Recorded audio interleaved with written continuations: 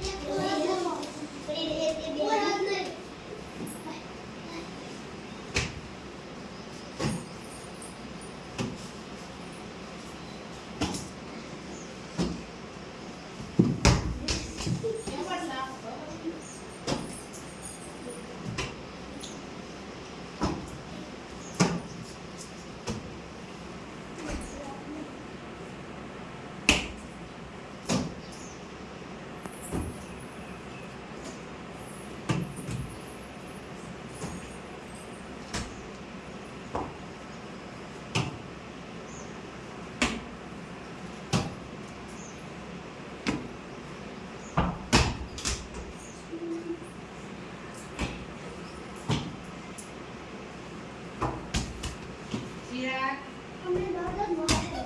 Vamos, ¿qué? ¿Cuándo vas a?